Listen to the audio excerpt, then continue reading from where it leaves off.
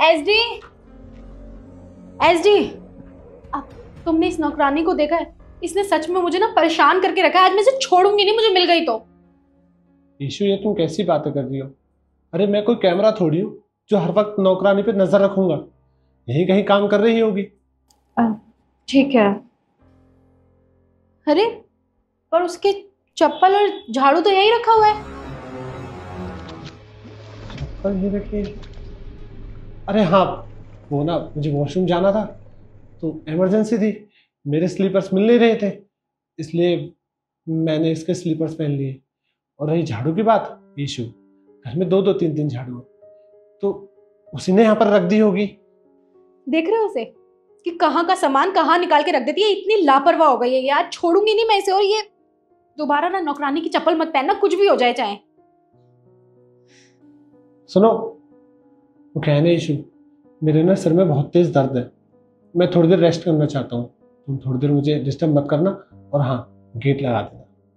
ठीक है, तुम आराम कर लो।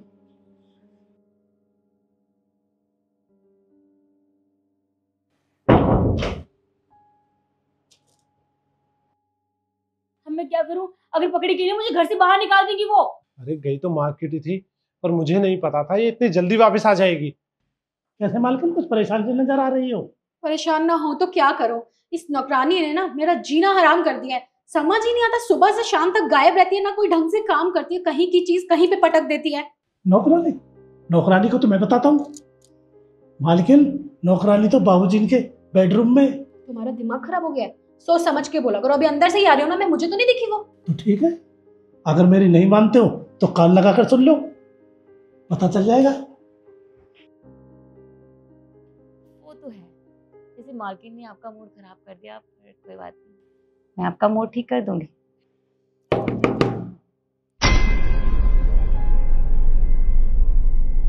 ये तो फिर से आ गई। देखिए साहब, अगर इसने मुझे इस बार पकड़ लिया ना, मुझे घर से बाहर निकाल देगी, मैं कहाँ जाऊंगी फिर? अरे रुको, तुम घबराओ मत, मैं कुछ करता हूँ। हाँ, तुम एक काम करो, जल्दी से ना उस दरवाजे के पीछे छुप जाओ। जाओ। सही कह रहे हो आप।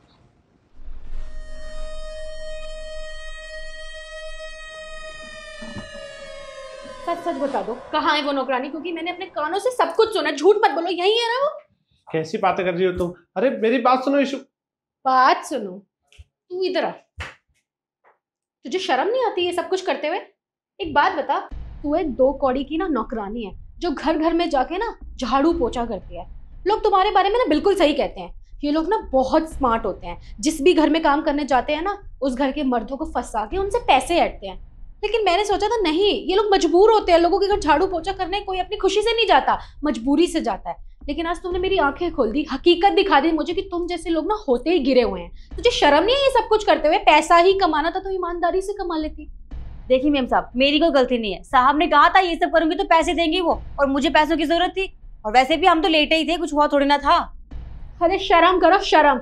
एक लड़की हो के ये बात इतनी आसानी से कह रही हो कि मैं बस अभी तक सिर्फ सोई ही थी। और मर्जात तो होती ऐसी है, उन्हें कोई फर्क नहीं पड़ता कि बिस्तर में उनके साथ कौन हो रहा था, नौकरानी है या उसकी बीवी है। लेकिन तुम्हें तो कम से कम अपनी इज्जत का ख्याल होना चाहिए था। अरे थोड़ा कम पैसा कमा लो, लेकिन इज्जत का तो कमाओ, इज्जत की तो रोटी खाओ। पर नहीं, तुम यहाँ से निकल जाओ, निकलो। और तुम्हें शर्म नहीं आई? वो नौकरानी थी, अपनी घर की नौकरानी पे मुंह मारते हो तुम। ईशु देखो, मुझे माफ कर दो, मुझसे बहुत बड़ी गलती हो गई। देखो मुझे बस एक मौका दे दो, मैं सब कुछ ठीक कर दूंगा।